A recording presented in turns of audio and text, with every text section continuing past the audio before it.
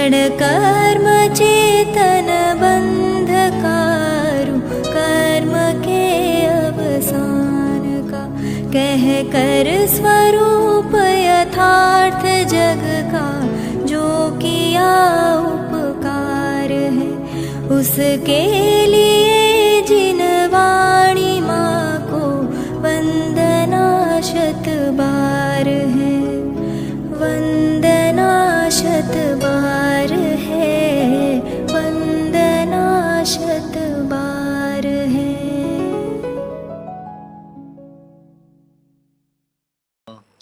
नमः समय साराय स्वानुभूत्या चकासते, चित्स्वभावाय भावाय सर्वभावान्तरच्छिदे, अनंत धर्मणस्तत्त्वं पश्यन्ति प्रत्यगात्मनः, अनेकान्तमयी मूर्तिर्नित्यमेव प्रकाशताम्।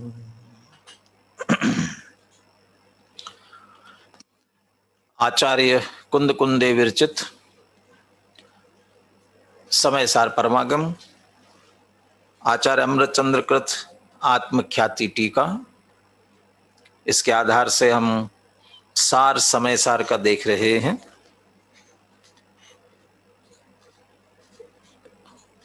विगत सत्र में अंतिम चर्चा अपनी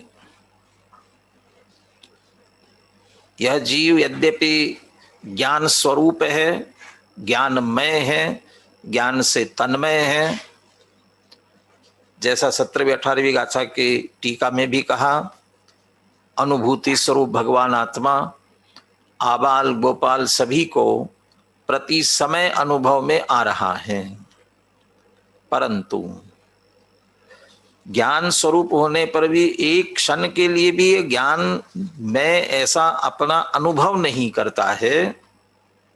और जब तक ऐसा अनुभव नहीं करता तब तक वह अज्ञानी ही रहता है, अप्रतिबुद्ध ही रहता है। कब तक अप्रतिबुद्ध रहेगा? प्रश्न कालवाचक था लेकिन उत्तर भाववाचक दिया था।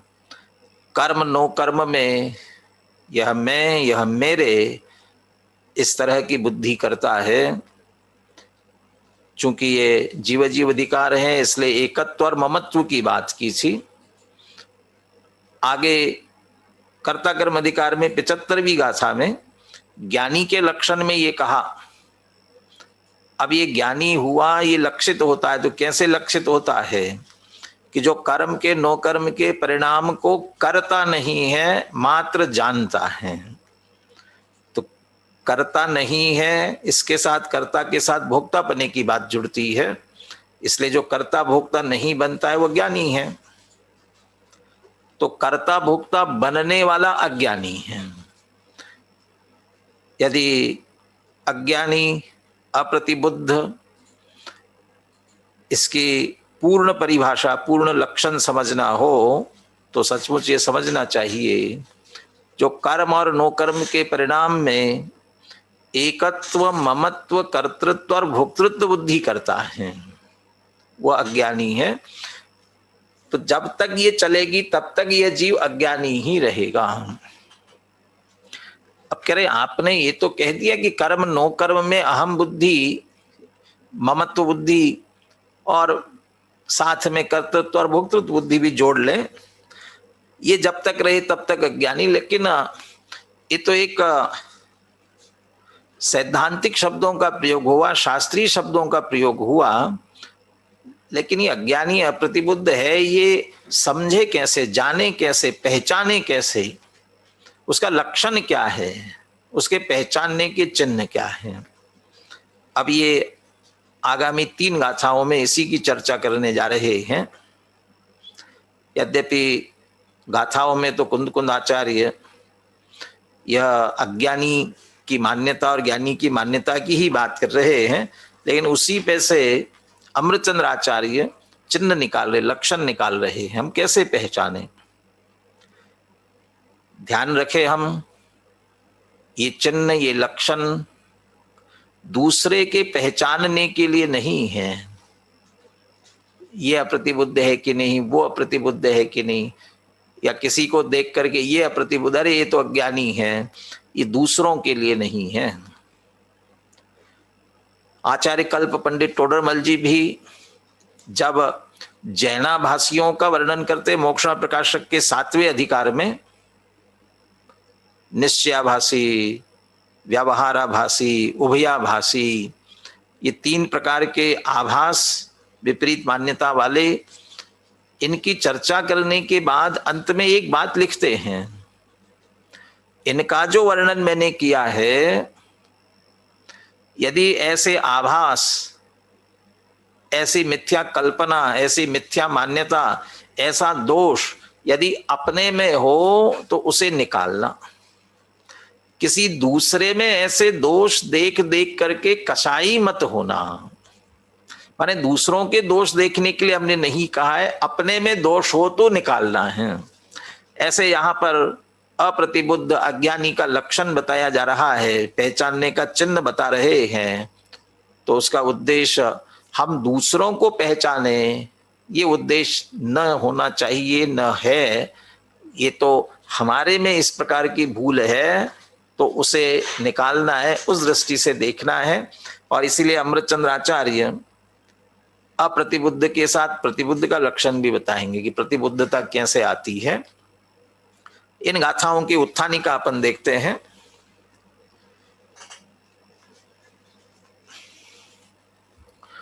कथम अयम अप्रतिबुद्ध लक्षेत, ये जीव कब तक अप्रतिबुद्ध रहेगा ये आपने बता दिया, लेकिन ऐसा वह अप्रतिबुद्ध है ये पहचाने कैसे? कथम अयम अप्रतिबुद्ध लक्षित, यह अप्रतिबुद्ध है ये लक्षित कैसे होता है, अर्थात इसका लक्षण क्या है, इसके पहचानने का चिन्ह क्या है? तो चिन्हों में कोई ऐसा तो होता नहीं है, ये अज्ञानी मिथ्या दृष्टियों के सिर पर सींग होते होंगे और जब ज्ञानी हो जाते तो सींग चले जाते होंगे, ऐसा तो कोई चिन्ह बाहर से नहीं दिखाई देगा। ये सारी भूल मान्यता की है, अंदर की है, इसलिए उस मान्यता के आधार से ही इसका उत्तर देते हैं। गाथाओं का पाठ मैं कर रहा हूं, आप ध्यान से सुने। 3 गाथाओं का समूह एक साथ में है। अहमेदम एदम हम अहमेद सम्य अत्थि मम एदम अन्नम जम पर दव्वम सचित्ता चित्त में संवा आसि मम पूवमेदम एदस अहम पि आसि पूवम हि ओहि दिपुणो ममेदम एदस अहम पि हो सामी एयम तु असभूदम आदवियप्पम करेदि सम्मूढ़ो भूदत्थम जानन्तो न करेदि दुतम असम्मूढ़ो। यहाँ अप्रतिबुद्ध के लिए, अज्ञानी के लिए सम्मूढ़ शब्द का प्रयोग किया है। सम्मूढ़, मूढ़ मूर्ख है, सम्मूढ़ अच्छा मूर्ख है, माने अच्छी तरह से मूर्खता जिसकी है उसकी बात कर रहे हैं। कर्म नो कर्म में, कम में नो कम में, अहम यदि अह कम च कम नो कम्मम, ये शब्द प्रयोग किए हुए थे। कर्म नो कर्म, कर्म नो कर्म से बात ख्याल में नहीं आएगी, इसलिए यहां बात बदल करके ये कह रहे हैं कि अन्नम जम पर दव्वम, अन्य जो पर द्रव्य। अब कौन कौन से पर द्रव्य? जिनमें अहम यदि अह कम च, ये मैं, ये मेरे, इस तरह की मान्यता चलती है, ऐसे वे अन्य परद्रव्य कौन से? कि अन्नम जम परद्रव्यम, अन्य वे परद्रव्य कौन से? तो वे जो सारे परद्रव्य जिनमें हमारे एकत्व मत की बुद्धि चलती है, यहाँ कुंद कुंद आचार्य उन्हें 3 में विभाजित करते हैं उन परद्रव्यों को। सचित्त, अचित्त, मिश्रम माने मिश्र, सचित्त, अचित्त और मिश्र। सचित्त अचित्त मिश्र क्या है? पंडित जयचंद जी छाबड़ा जो इसके भाषा टीकाकार है, वे थोड़ा सा संक्षेप में इसकी जानकारी देते हैं कि सचित अचित मिश्र क्या होता है। कहते स्त्री पुत्रादिक ये सचित है, माने सचित माने सचेतन, चेतन जीव। तो स्त्री पुत्रादिक जीव है, स्त्री पुत्र माता पिता भाई बहन मित्र कुटुंबी जन परिवार जन समाज के देश बहुत सारे ये जो चेतन जितने हैं, अरे यहाँ तक कि जो हमारे बहिरंग परिग्रह होते हैं ना, उन बहिरंग परिग्रहों में द्विपद चतुष्पद ये भी परिग्रह में शामिल है। द्विपद का अर्थ हमारे घर के जो नौकर चाकर हैं, ये भी हमारी सचित्त।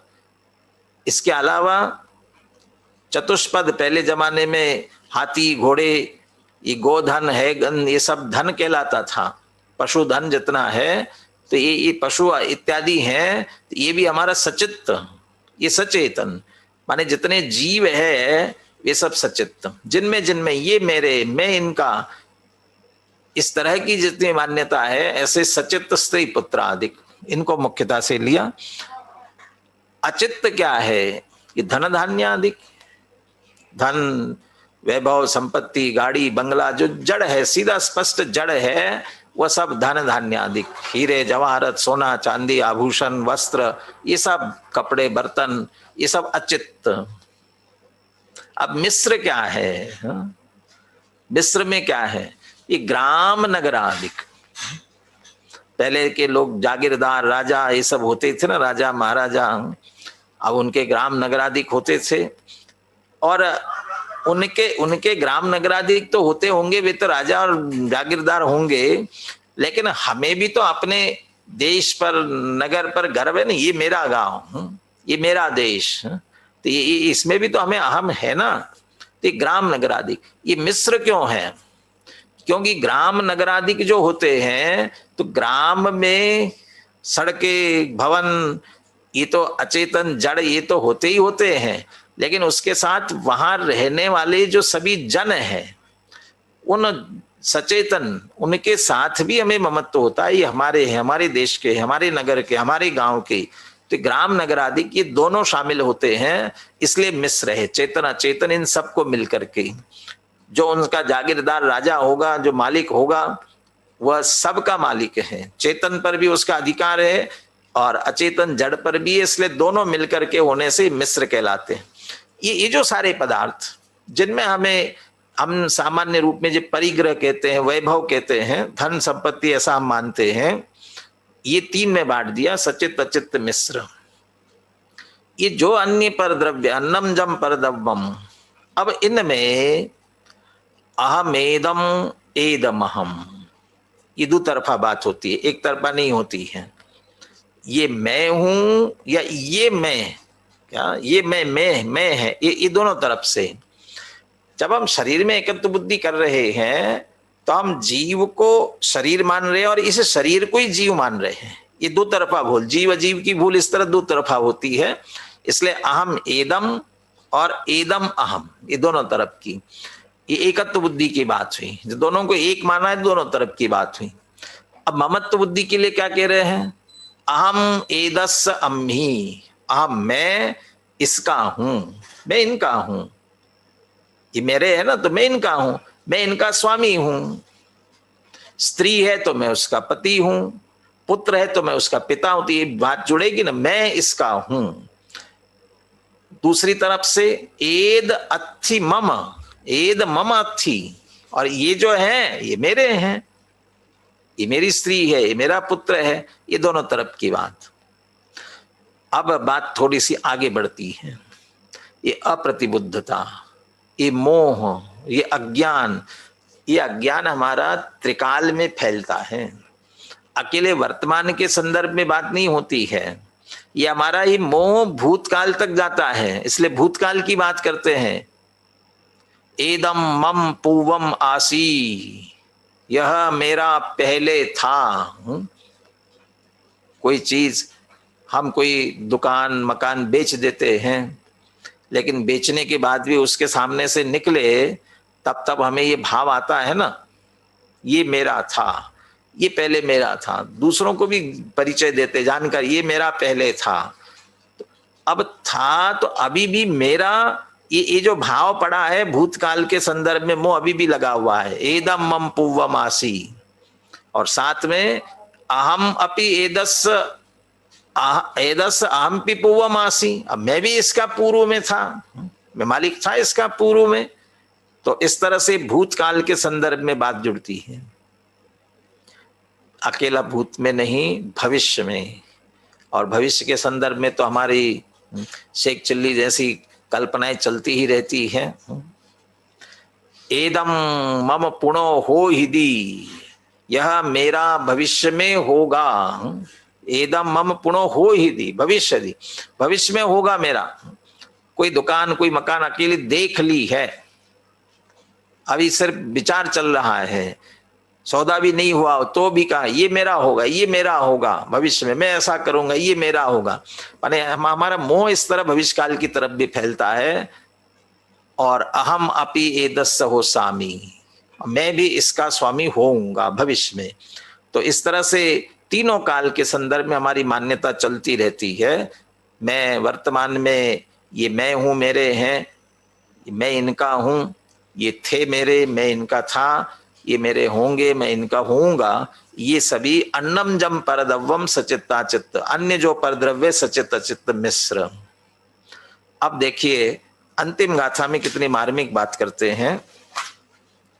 एयम तो असभूदम आद वियप्पम करेदि सम्मूढ़ो, ये सभी असदभूत आत्म विकल्प सम्मूढ़, माने जो मूर्ख है, अच्छा मूर्ख है, बड़ा मूर्ख है, वही करता है।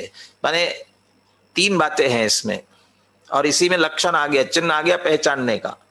एक तो सबसे पहली बात करते हैं ये आत्म विकल्प है, माने ये सिर्फ तुम्हारी मान्यता है।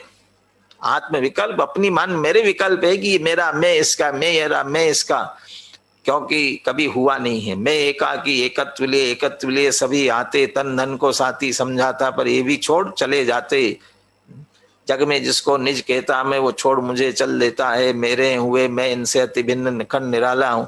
ये स्थिति वास्तव में तो ऐसी ही है, जिसे जिसे हम अपना कहते हैं वो कभी अपना होता नहीं। हम जिनका होना चाहते ये हो ही नहीं सकता है, इसलिए ये सिर्फ मान्यता में ही होता है, इसके अलावा और कुछ नहीं। इसलिए आत्म विकल्प। दूसरा, जब सिर्फ मान्यता में ही है, और यह मान्यता कैसी कि असदभूत, एयम तो असदभूतम, वस्तु स्थिति है ही नहीं। अभी क्यों, अभी कल चर्चा बहुत अच्छी आएगी, तर्क सहित समझाने का जो प्रयास करेंगे उसमें तर्क देने वाले हैं। इशारा करते स्पष्ट कह देते हैं कि इतनी सी बात है, जिसके तुम स्वामी बनना चाहते हो वैसे तुम्हें होना पड़ेगा। ये अन्य जो पर पदार्थ जड़ मुख्य रूप से पुद्गल है, यदि इनके स्वामी बन रहे हो, बनते हो, तो तुम्हें जड़ पुद्गल होना पड़ेगा, हो नहीं सकते। इसलिए सिर्फ तुम्हारी झूठी मान्यता है, और ये ऐसी मान्यता कभी सच होने वाली नहीं, इसलिए असदभूत है। एयम तो असदभूतम, असदभूत, वस्तु स्वरूप से बिल्कुल विपरीत तुम्हारी विकल्प है। मात्र तुम्हारी मन की कल्पना है और झूठी कल्पना है, और ऐसी झूठी कल्पनाएं मूर्ख अज्ञानी ही करता है। स्पष्ट विरुद्ध दिख रहे हैं उसके बाद भी मान्यता करे तो बड़ा मूर्ख है, महामूर्ख है कहते हैं। तो ये मात्र सम्मूढ़ो, मूर्ख ही ऐसी मान्यताएं करते हैं।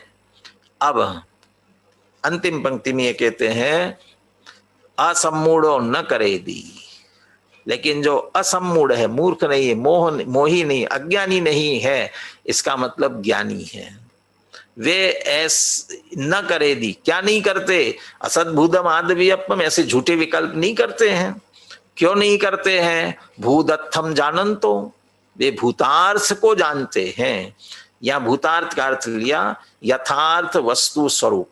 ऊपर जो असद्भूत कहा उसके विरुद्ध यहाँ भूतार्थ कह रहे हैं, माने जैसी वस्तु स्थिति। क्या वस्तु स्थिति है?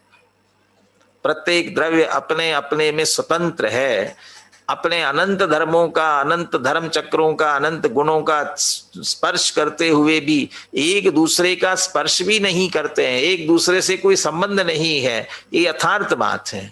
इसलिए जगत में न मेरा कोई हो सकता है, न मैं किसी का हो सकता हूं, प्रत्येक द्रव्य स्वतंत्र है। ये जो वस्तु स्थिति है, भूदत्थम जानंतो, इस वस्तु स्थिति को जो जानते हैं ऐसे असम्मूढ़ हो, अमूर्ख माने ज्ञानी, वे न करे दी, ऐसे झूठे विकल्प नहीं करते हैं। बस कहते हैं इसमें से पहचान लो। अब अपने आप में सोचो, स्त्री पुत्र आदि में हमारा ये मैं, ये मेरे, ये चलते कि नहीं चलते हैं? टोडरमल जी ने मोह की महिमा वाले प्रकरण में एक बात लिखी, ये मैं, ये तो क्या कहा होता है, मेरे तो कैसे, स्त्री पुत्र आदि में मेरे तो हम कहते हैं, ये मैं ऐसी कल्पना कहाँ होती है? तो ये उदाहरण उन्होंने इस रूप में दिया। उन्होंने इसको एकत्व बुद्धि, ममत्व बुद्धि, कर्तृत्व बुद्धि, भोक्तृत्व बुद्धि, ये सभी चर्चा करने के बाद का एक भ्रम बुद्धि कहा। क्या भ्रम बुद्धि है? वो कहते हैं ये पुत्रादिक जीवित है तो मैं ही जीवित हूं, माने पुत्रादिक से अपना अस्तित्व समझ रहे हैं, तो यही मैं हूं। लौकिक में भी हम कहते हैं कि इस विवाह आदि में पुत्र चला गया और कोई कहे कि अरे आप हमारे विवाह में नहीं आए थे, कहले कैसे नहीं आए थे ना, नहीं नहीं आप तो थे नहीं, मेरा बेटा आया था। तो बेटा था, तो बेटा आया माने मैं ही आया, माने उनमें एक। दूसरा ये है तो मैं हूं, और यदि कदाचित पूरा कुटुंब परिवार किसी हादसे में चला जाता है तो इसे इतना धक्का लगता है, ये भी हार्ट फेल होकर के चला जाता है या आत्मघात कर लेता है, तो इसका मतलब यही मेरा अस्तित्व इनके साथ था। तो इस तरह से मैं ये और ये मैं, इस तरह की एकत्व बुद्धि की कल्पना इनके साथ चलती है, ये असद्भुत, ये ऐसी मान्यता है, वे अप्रतिबुद्ध हैं, ये अज्ञानी हैं। अब यदि निकालना हो तो क्या करना पड़ेगा? बस उसके विपरीत चलना है, इतनी सी बात है। अब अमृतचंद्राचार्य टीका में इसे दृष्टांत सहित कहते हैं। पहले प्रतिबुद्धता अप्रतिबुद्धता की बात करते हैं, फिर प्रतिबुद्धता की भी बात करते हैं, लेकिन जो दृष्टांत है वो अटपटा सा दृष्टांत लगेगा और कोई बुनी, लेकिन एकत्व ममत्व इन सब में पूरा विस्तार से उन्होंने घटित करने का प्रयास किया है, उसको अपन देखें। उससे पहले गाथा और पद्यानुवाद का पाठ एक बार कर लेते हैं, इस पूरे भाव को ध्यान में लेते हुए।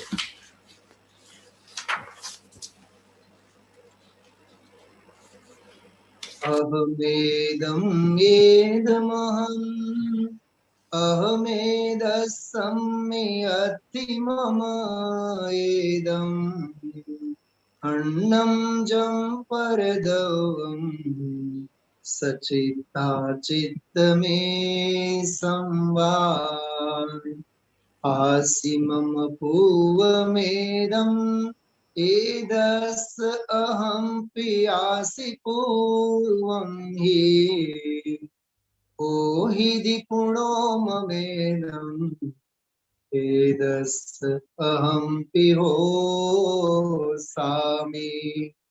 एयं तु असभूदम् आदवियप्पं करेदि सम्मूढो भूदर्थं जानन्तो न करेदि तम् असम्मूढो।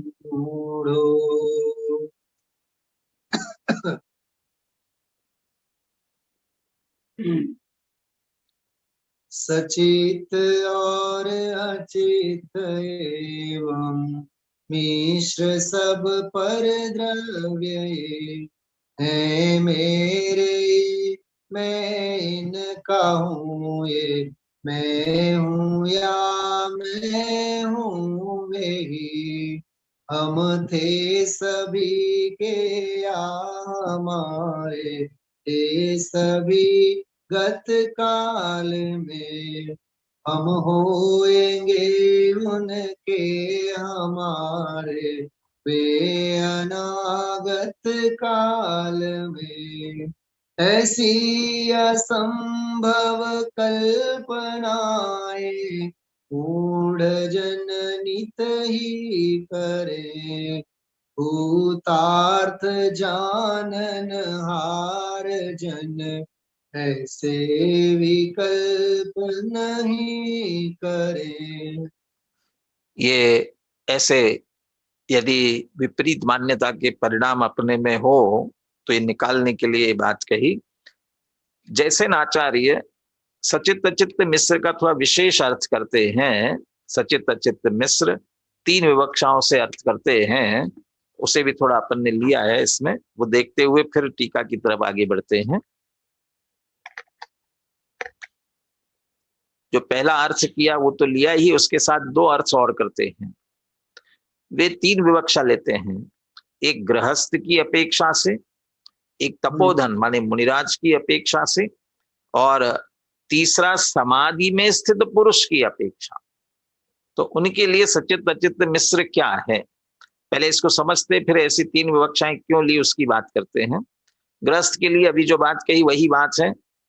गृहस्थ की अपेक्षा स्त्री आदि सचित, स्वर्ण आदि अचित और वस्त्राभूषण सहित स्त्री आदि मिश्र।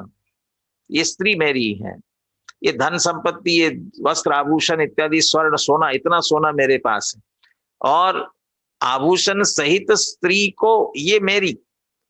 अब इसमें दोनों आ गए, सचेतन स्त्री और वस्त्र आभूषण आदि अचेतन पदार्थ, ये दोनों मिला करके ये इस विवक्षा से वो लेते हैं मिश्र। इनमें ये मैं, ये मेरी ऐसी कल्पना चलती है, ये सचित अचित मिश्र पदार्थ। तपोधन मुनिराज के लिए सचित अचित मिश्र क्या है, मुनिराज के पास है क्या जो सचित अचित और मिश्र होंगे? क्या हाँ, उनके पास भी है। क्या है? छात्र आदि सचित, उनके जो शिष्य है, समूह है, संघ है, तो उनमें जो शिष्य आदि, छात्र माने शिष्य इत्यादि है, ये सचित, ये मेरे शिष्य, ये मेरा शिष्य है, ये सचित। पीछी कमंडलू पुस्तक, ये 3 ही उपकरण होते हैं, एक संयम का उपकरण है, एक शुद्धि का उपकरण, एक ज्ञान का उपकरण है। पीछी कमंडलू पुस्तक आदि ये सब अचित है, अचेतन है, जड़ है, अचित है। और मिश्र क्या है? इस उपकरण सहित शिष्य, छात्र इत्यादि, ये दोनों से पीछे कमंडलू और पुस्तक सहित जो है तो दोनों वहां पर हो गए, इसलिए वो मिश्र कहलाए। अब तीसरा या इनके लिए एक दूसरी विवक्षा और ले ली, अथवा रागादि भाव कर्म सचित, ज्ञानादि द्रव्य कर्म अचित एवं द्रव्य कर्म भाव दोनों मिलाकर के मिश्र, ये तपोधन मुनिराज के लिए। और तीसरा विषय कषाय रहित निर्विकल्प समाधि में स्थित पुरुष की अपेक्षा सिद्ध परमेष्टि का स्वरूप सचित है, पुद्गल आदि 5 द्रव्य अचित है, और गुणस्थान, मार्गणास्थान, जीव समास इत्यादि परिणत संसारी जीव का स्वरूप ये मिश्र है। ये 3 विवक्षाएं ली।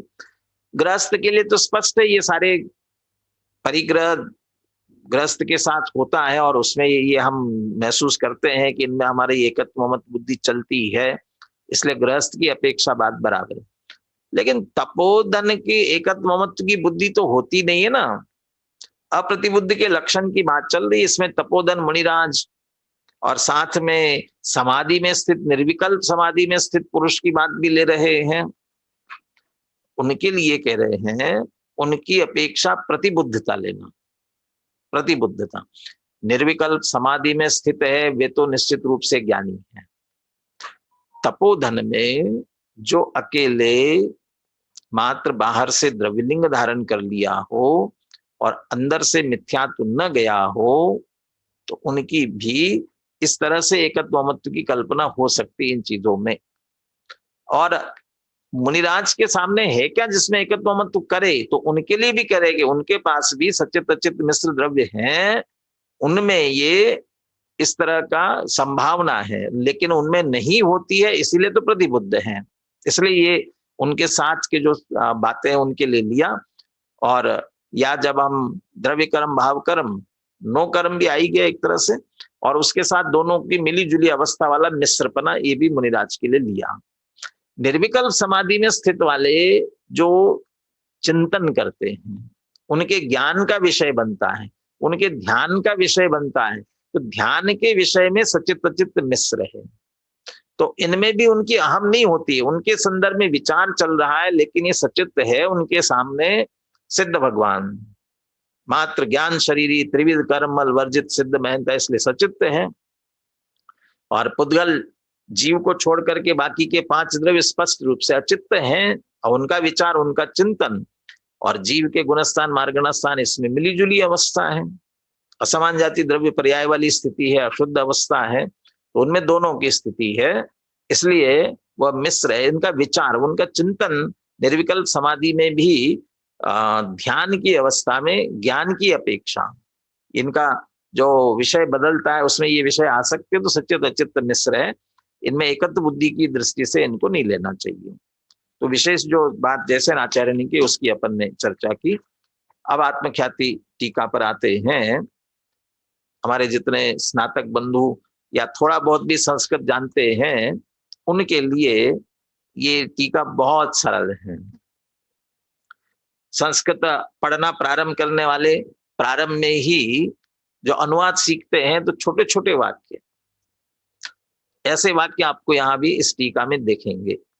अमृतचंद्र आचार्य की ये शैली भी आपको ख्याल में आएगी कि कहीं अत्यंत सरलता में भी लिखते हैं, कहीं गंभीर विषय होता है तो थोड़ा भाषा भी उनकी गंभीर होती है, तो उनकी एक सरल भाषा भी हमें ख्याल में आती है। अब दृष्टांत क्या लिया देखिए इसके लिए। अप्रतिबुद्ध अज्ञानी को समझाने के लिए दृष्टांत क्या लेते हैं, थोड़ा सा हम दृष्टांत को इस रूप में समझते हैं। जब भी, अब आजकल तो पानी गर्म करने के बहुत सारे साधन हो गए, पहले जमाने में लकड़ी से ही जब पानी गर्म होता था, ठंड के दिन आ रहे हो, नहाने के लिए बहुत लोगों को गर्म पानी करना हो तो लकड़ी इकट्ठी की जाती है। अब लकड़ी इकट्ठी करते थे, पूछते ना क्या है ये, और लकड़ियों में भी ये कहते ना जलावन की लकड़ी, जलावन, जलावन माने ये जलाने की माने अग्नि, माने ये जिसको ईंधन कहते हैं, तो उसे हम अग्नि का ईंधन, तो ये जलाने के लिए रखी गई है, तो अग्नि होगी, इसलिए अग्नि का है ये सारा ईंधन, ये लकड़ी इत्यादि है अग्नि की है। एक अग्नि की तरफ से बात की। और दूसरी तरफ जब आग जलती है तब उसके लिए भी हम अलग अलग नाम देते हैं। ये काष्ठ की अग्नि है, ये कंडे की अग्नि है ना, ये तृण घास फूस की अग्नि है, तो इसकी अग्नि उसकी ईंधन की तरफ से उसका हम नाम देते हैं। तो अग्नि ईंधन, भाई इसको लेकर के वो एकत्व ममत्व को समझाने का प्रयास अमृतचंद्र आचार्य करे, इसका दृष्टांत के रूप में ले रहे हैं। देखिए अब इसको, यथा अग्नि ही ईंधनम अस्ति, अग्नि ही ईंधनम अस्ति, आग जल रही है, क्या ये लकड़ी है, लकड़ी जल रही है, लकड़ी जल रही है, आग जलती है, हम कहते हैं लकड़ी जल रही है, तो अग्नि ही ईंधनम अस्ति, और ईंधनम अग्नि अस्ति। अब लकड़ी में आग लगी, कोयला हो, जल रहा हो, तो हम कहते ये आग है, हम लकड़ी हाथ में पकड़े और आग है, तो ईंधनम अग्नि अस्ति। ये एकत्व बुद्धि के लिए कहा।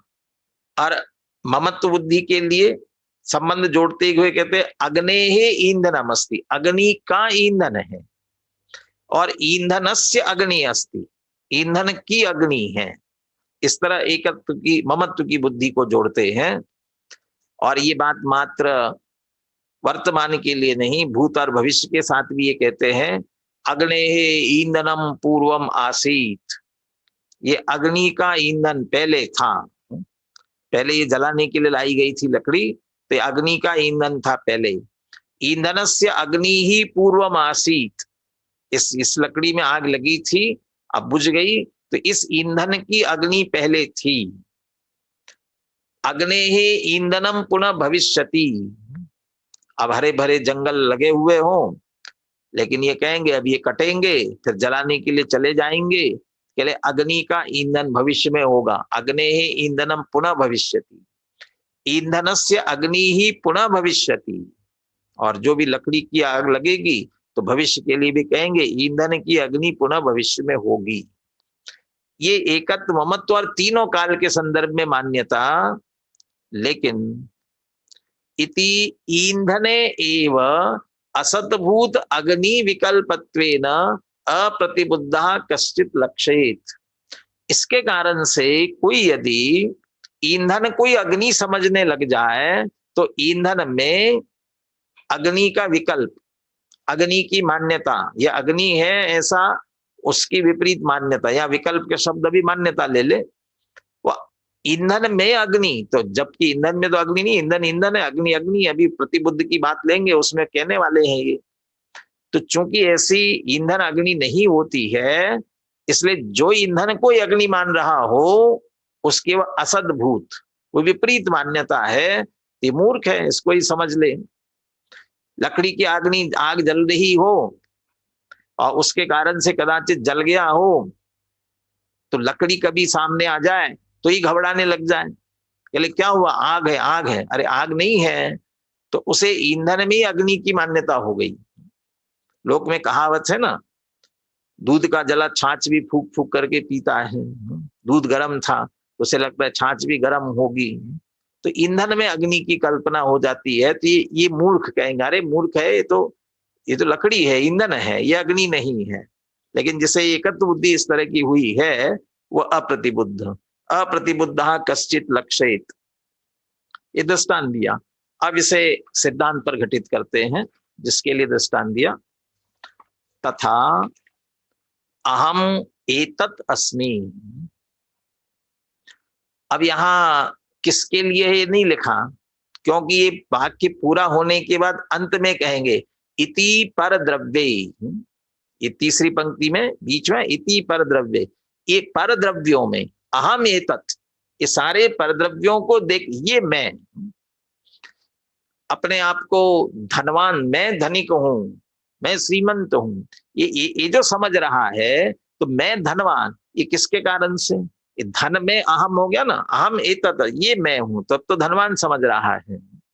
हमारे बाबू भाई जिसको बहुत सारे शब्द जोड़ते हुए ऐसा गाड़ी वाला, लाड़ी वाला, पाड़ी वाला, वाड़ी वाला कहते थे ना, तो ये वाला वाला, तो ये मैं, तो वो उसमें अहम एतत् अस्मि, उसका अहमपना है उसमें, और एतत् अहम अस्मि, यही मैं हूं उसकी तरफ से। तो ये सारे, और यदि गाथा की दृष्टि से लेना है तो सचित प्रचित मिश्र पर द्रव्यों में, ये सभी इति पर द्रव्य, दोनों तरफ से अहम एतत् अस्मि। देखो ये अनुवाद वालों को ख्याल में आएगा, जब अहम की बात आई, अहम एतत् अस्मि शब्द का प्रयोग कर रहे हैं, और एतत् उसकी तरफ से बात कर रहे हैं, तो एतत् अहम अस्ति, अहम ये मैं ये मैं, तो उसकी बात करेंगे तो अस्ति शब्द का प्रयोग, अहम की बात करेंगे तो अस्मि शब्द का प्रयोग। ममत्व बुद्धि के लिए मम एतत् अस्ति, यह मेरा है, एतस्य अहम अस्मि, मैं इसका हूं, ये भी दोनों तरफ की बात हुई। अब भूतकाल के लिए मम एतत् पूर्वम आसीत्, ये बहुत बहुत बारीकी से अपनी मान्यता को टटोलना, हमारा मोह सचमुच कितना फैला हुआ है, भूत और भविष्य के संदर्भ में हमारा विचार कितना चलता रहता है, माने ये मोह का फैलाव, इसके लिए कह रहे हैं मम एतत् पूर्वम आसीत्, एतस्य अहम पूर्वम आसम, ये मेरा था, मैं इसका था। मम एतत् पुनः भविष्यति, ये मेरा होगा, एतस्य अहम पुनः भविष्य, मैं इसका होऊंगा। इस तरह से पर द्रव्य में असदभूत आत्म विकल्पत्वेन, इस तरह पर द्रव्य में, जबकि पर द्रव्य तुम्हारा होता नहीं है, और तुम जो अपने झूठे मन के विकल्प कर रहे हो, आत्म विकल्पत्वेन, असदभूत आत्म विकल्प, ऐसे जिसके चलते हैं अप्रतिबुद्धा लक्षित, समझ लेना यह अप्रतिबुद्ध है, ये अज्ञानी है। लक्षित, दूसरों को नहीं, अपने में भी टटोले, यदि ऐसी मान्यता अंदर बैठी हुई है तब तक समझ लेना हम भी क्या है, अप्रतिबुद्ध ही है। वास्तव में अप्रतिबुद्धा कथम लक्षित वाली ही बात चल रही थी, लेकिन अमृतचंद्र आचार्य कहते हैं अप्रतिबुद्धता के लिए बात थोड़ी की जा रही है, असली बात तो प्रतिबुद्ध के लिए है, इसलिए वे प्रतिबुद्धता की बात भी साथ में ही करते हैं और उसी दृष्टांत को बदल करके लेते हैं। जैसे असद्भूत आत्म विकल्प की बात की, अब ज्ञानी होते हैं, भूदत्थम जानन, तो भूतार्थ यथार्थ वस्तु स्थिति को समझते हैं, उनकी मान्यता कैसी होगी, तो दृष्टांत में भी उसको लेते हैं।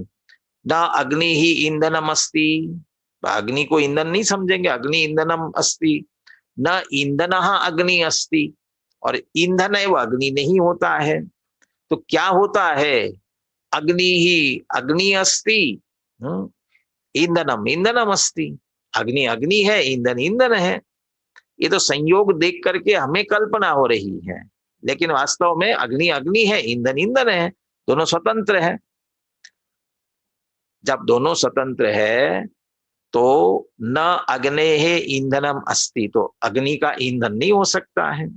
और ऐसे ही न ईंधनस्य अग्नि अस्ति, न ईंधन की अग्नि होती है। तो फिर किसकी होती है? अग्नेः अग्नि ही अस्ति, अग्नि की ही अग्नि होती है। और ईंधनस्य ईंधनम अस्ति, ईंधन का ईंधन है। स्वतंत्र है दोनों, इसलिए अपने अपने मालिक है दोनों ही। ये वर्तमान की बात है। इसी तरह भूतकाल के संदर्भ में ही न अग्नेः ईंधनम पूर्वम आसीत, ऐसा मत समझ लेना भूतकाल में था और अभी बात कुछ बदल गई। न भूतकाल में भी अग्नि का ईंधन नहीं था, न ईंधनस्य अग्नि ही पूर्वम आसीत, न ईंधन की अग्नि पूर्व में थी। और भविष्य के लिए कभी जो सत्य होता है त्रिकाला बाधित सत्य होता है, तीनों कालों के लिए। तो इसलिए अग्नेः अग्नि ही, ये अस्थि की बात भी ले रहे हैं। अग्नेः अग्नि पूर्वमासित, अग्नि की अग्नि पहले थी। और ईंधन से ईंधनम पूर्वमासित, ईंधन का ईंधन पहले था भविष्य के लिए। न अग्नेः ईंधनम पुनः भविष्यति, भविष्य में भी कभी अग्नि का ईंधन होने वाला नहीं है। न ईंधनस्य अग्नि ही पुनः भविष्यति, और ईंधन की अग्नि भी कभी नहीं होगी। तो होती क्या है? अग्नेः अग्नि पुनः भविष्यति, भविष्य में भी अग्नि अग्नि की ही होने वाली है। ईंधनस्य ईंधनम पुनः भविष्यति, और ईंधन का ईंधन ही होगा। माने बिल्कुल दोनों की स्वतंत्र सत्ता है, दोनों स्वतंत्र ही है। ये सिर्फ उपचार, परस्पर में उपचार करके वो अग्नि जलती है तो किसी न किसी ईंधन को आश्रय बना करके जलती है, इसलिए उस ईंधन की अग्नि कही जाती है। और हमें जिस ईंधन आदि उसके साधनों का हम संचय करते हैं, तब हम उसके लिए कर रहे हैं तो हम कहेंगे कि ये अग्नि का ईंधन है। इस तरह से हम उपचार करके कथन करते हैं, है दोनों अपने आप में स्वतंत्र ही। इति कस्यचित अग्नौ एव सद्भूत अग्नि विकल्पवत, चूंकि दृष्टांत है इसलिए विकल्पवत करे, इस विकल्प की तरह। किसकी? अग्नौ एव सद्भूत अग्नि, अग्नि में ही अग्नि का विकल्प। यहां जो विकल्प शब्द है इसको लेना है व्यवसाय, व्यवसाय माने निर्णय, ऐसा जिसको यथार्थ निर्णय है। विकल्प शब्द के अनेक अर्थ होते हैं, तो ये विकल्प का अर्थ अपन कहते हैं ज्ञानोपयोग दर्शन योग में, ज्ञानोपयोग सविकल्प है, विकल्पात्मक है, दर्शनोपयोग निर्विकल्प है। तो वहां ज्ञानोपयोग सविकल्प का अर्थ निर्णयात्मक है, जान सही वस्तु स्थिति जानने वाला। दर्शनोपयोग सिर्फ एक सामान्य निर्णय करता है, इसलिए निर्णय नहीं करता। तो यहाँ अग्नि विकल्प बने या अग्नि ही है ऐसा निर्णय, किसमें? अग्नि में ही। ईंधन की अग्नि, ईंधन को अग्नि के रूप में नहीं मानते हुए अग्नि को ही अग्नि के रूप में जानने वाला तो प्रतिबुद्ध कहलाएगा। ये दृष्टांत के रूप में, इसलिए अंत में छोड़ दिया इति विकल्पवत। इस तरह जो समझदार व्यक्ति अग्नि को ही अग्नि समझता है, उसी तरह अब सिद्धांत पर घटित करते हैं। न अहम एतत् अस्मि, अभी परद्रव्य, सभी परद्रव्यों के संदर्भ में अहम एतत् न अस्मि, ये मैं नहीं हूं। न एतत् अहम अस्ति, और ये मैं नहीं हूं। हूं नहीं कहना चाहिए, मैं ये नहीं है, ये चीजें मैं नहीं है, मैं ये नहीं हूं। तो है क्या स्थिति? अहम अहम अस्मि एतत् एतत् अस्ति, मैं हूं, ये है। ये बिल्कुल स्वतंत्रता होनी चाहिए ना। डॉक्टर उत्तम चंद जी कहते थे ना, भेद विज्ञान के लिए ये तू मैं का झगड़ा है। तू है, मैं है, वहां तू मैं हो रही है। शास्त्र में भी तू मैं चलती है। तू है, मैं हूं, माने मैं जो जिसका है। अहम अहम अस्मि एतत् एतत् अस्ति, जो है वो है, और मैं जो हूं मैं हूं। अहम अहम अस्मि एतत् एतत् अस्ति। ममत्व बुद्धि के लिए कहते हैं न मम एतत् अस्ति न एतस्य अहम अस्मि, ये न मेरा है न मैं इसका हूं।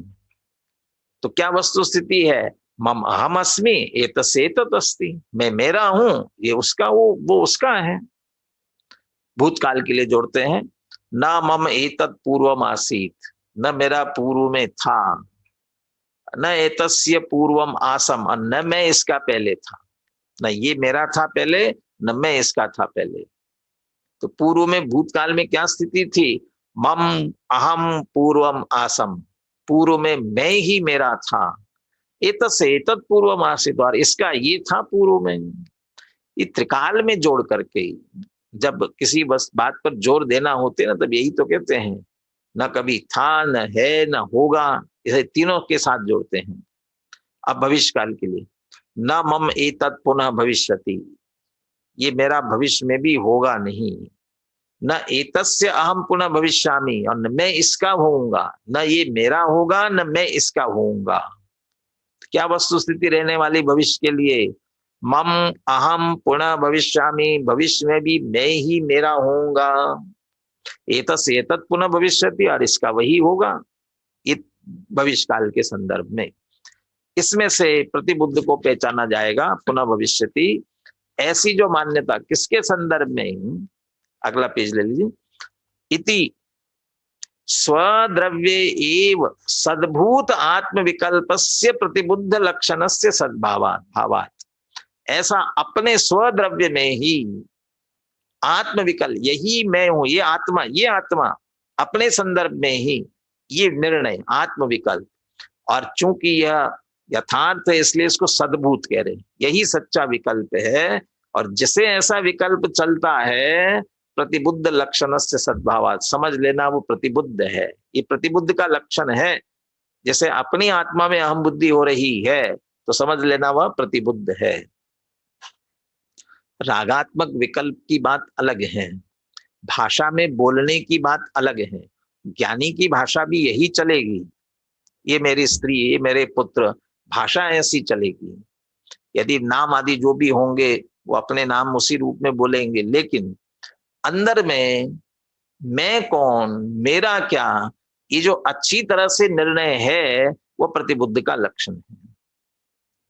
और हम शास्त्र पढ़ करके अपने आप को थोड़ा बुद्धिमान समझ रहे हो, जैसे निश्चयाभासी के संदर्भ में टोडरमल जी ने लिखा, बातें बनाता है, तो अध्यात्म की बातें शब्दों में बोलने लग जाए, तोता रटंत जैसे, मैं शुद्ध हूं, बुद्ध हूं, चैतन्य हूं, मेरा कोई नहीं है, हम बोलते हैं। कोई पाठ करते तो उसमें से बोल लेते हैं, लेकिन ये सिर्फ अच्छा समझाते समय बोलते हैं, परंतु क्या सचमुच हमारा अपने में ही अहम है?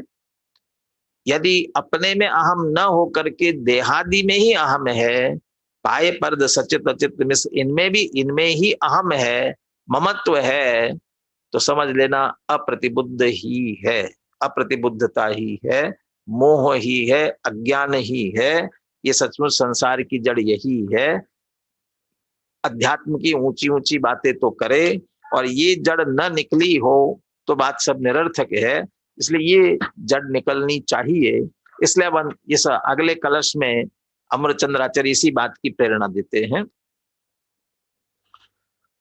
कलश का पाठ कर रहा हूं।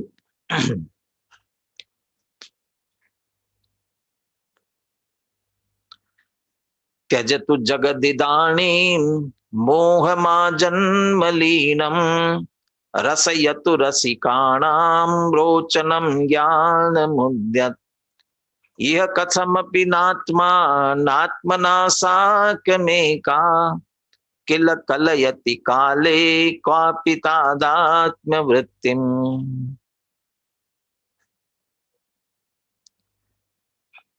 अमृतचंद्र आचार्य प्रेरणा दे रहे हैं, जब ये अप्रतिबुद्ध का लक्षण है, ये विपरीतता है, ये असद्भूत आत्म विकल्प है, झूठे आत्म विकल्प है, और ये त्रिकाल में करके बता दिया, ना भूतकाल में थे, न वर्तमान में है, न भविष्य में होंगे, कभी होना ही नहीं है। तो ये जो मान्यता तुम्हारा मोह है, अज्ञान है, तो क्या फायदा ऐसा करने से? इसलिए कहते हैं जगत इदानीम आजन्म लीनम मोहम त्यजतु। जगत, सारे जगत के लिए कहते हैं, उनकी प्रेरणा तो सबके लिए है। कोई पंथवाद नहीं है, कोई जातिवाद नहीं, कोई भाषावाद नहीं है, कोई संकीर्णता नहीं है। जो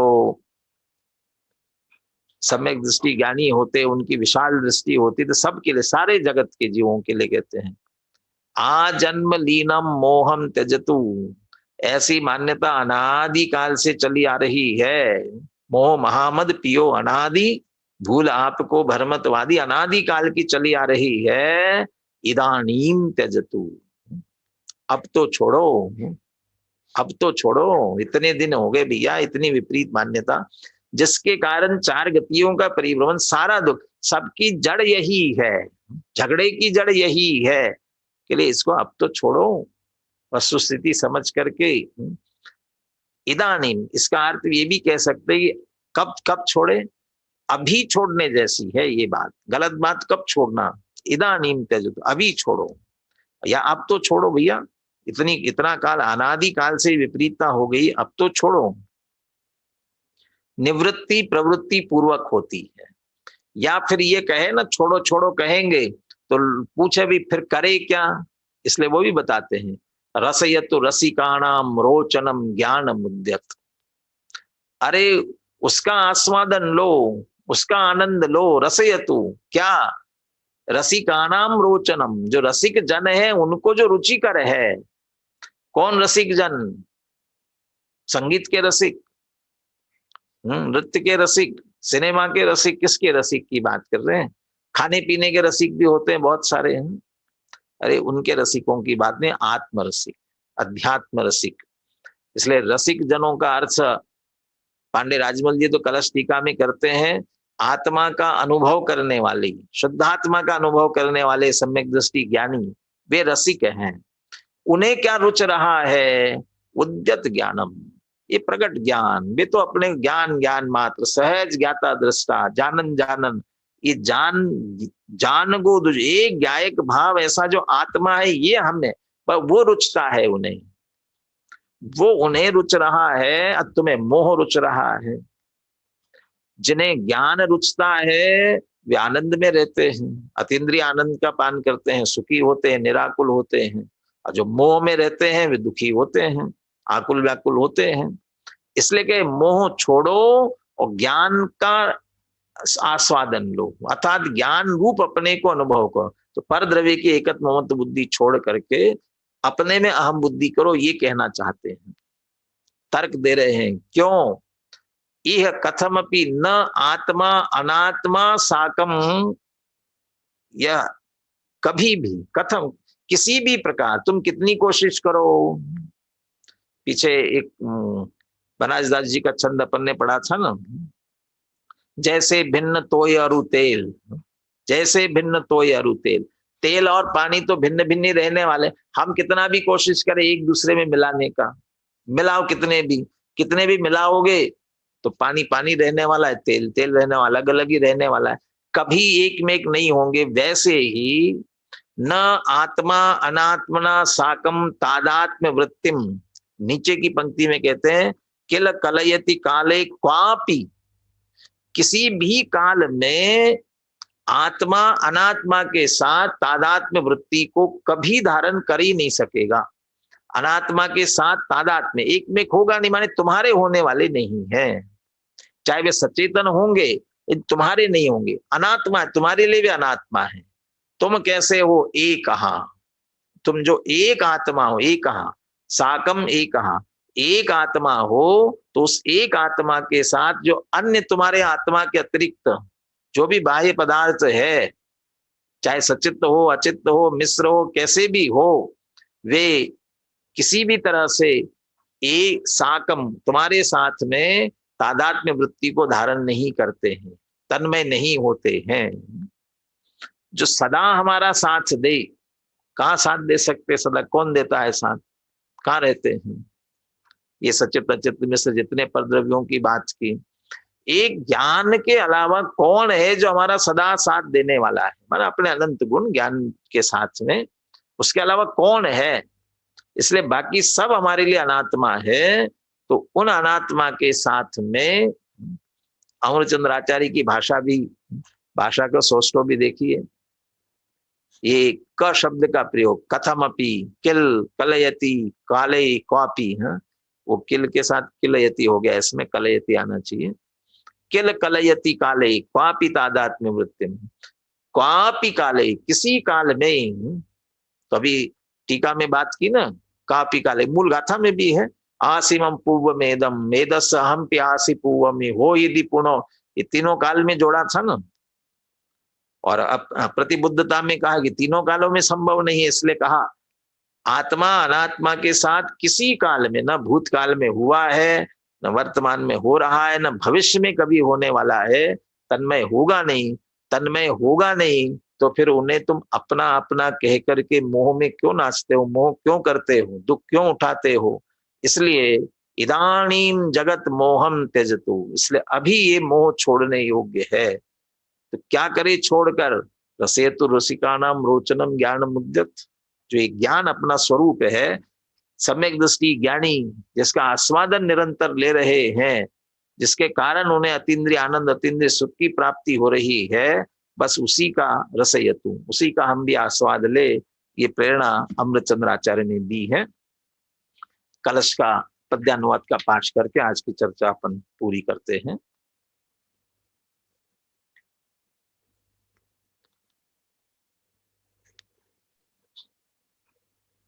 त्यजतु जगदिदानीं मोहमाजन्मलीनम्, रसयतु रसिकानां रोचनं ज्ञानमोद्य।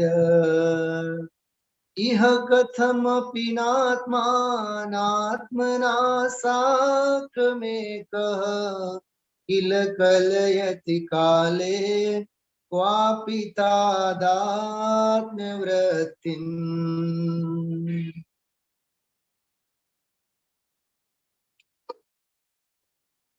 आजन्म के समोह को ही जगत जन तुम छोड़ दो, रसिक जन को जो रुचे उस ज्ञान के रस को चखो।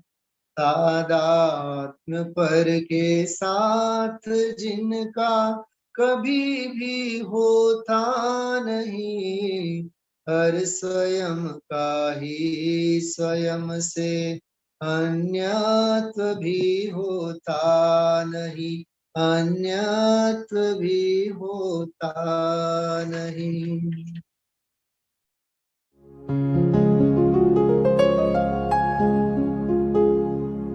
निज निधि निज में बताए, यह अनंत उपकार है उसके लिए जिन वाणी माँ को वंदना शत बार है, वंदना शत बार है, वंदना शत बार है।